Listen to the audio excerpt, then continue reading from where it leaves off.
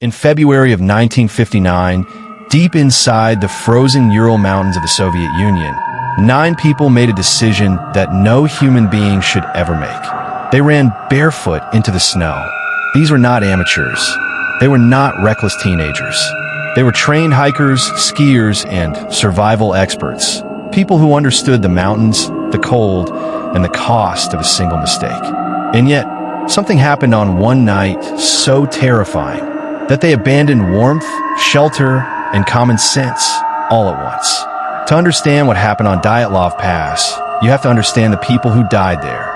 Their leader was Igor Dyatlov. Intelligent, experienced, methodical, someone who planned every detail.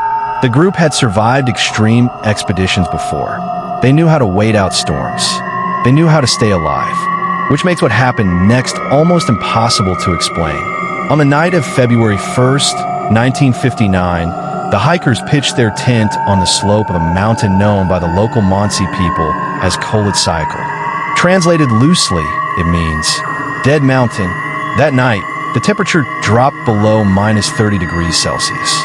Wind howled across the slope, and sometime after nightfall, something went wrong. When search teams finally found the campsite weeks later, they were immediately disturbed. The tent was still standing, but it was empty.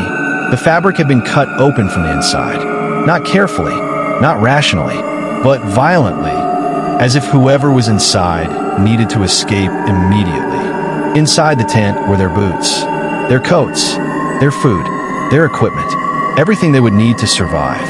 Footprints led away from the tent. Bara footprints.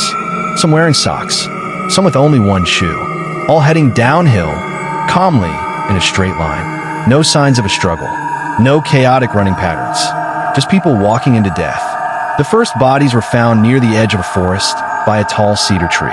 2 men lay barefoot in the snow, wearing only underwear.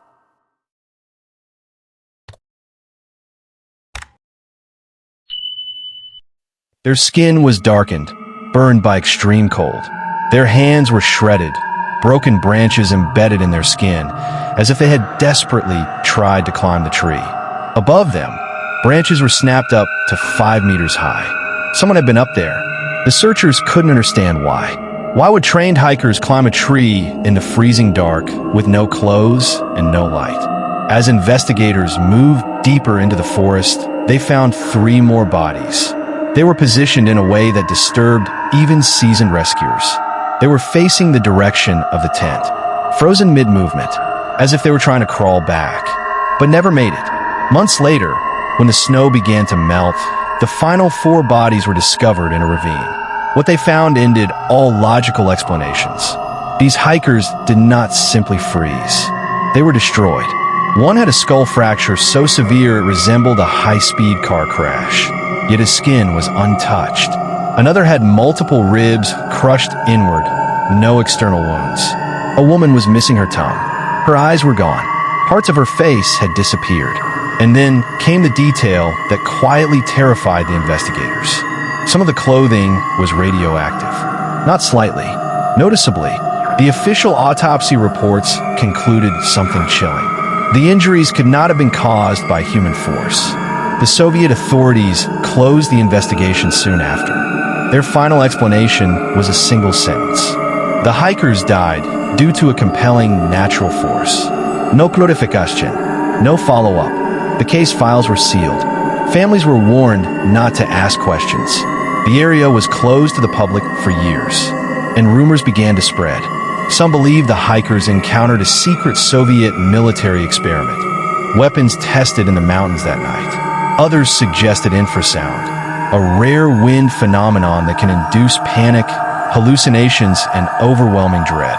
There were reports from nearby villages of glowing orange orbs in the sky. The local Mansi people spoke of something older, something that did not belong to the mountains but lived within them. Even today, modern explanations still fail to answer the same question. Why would 9 experienced hikers tear their tent open and calmly walk into freezing darkness, without shoes, without coats, without panic? Fear can make people run, but something made them abandon hope. Whatever happened on Dyatlov Pass did not chase them immediately. It convinced them.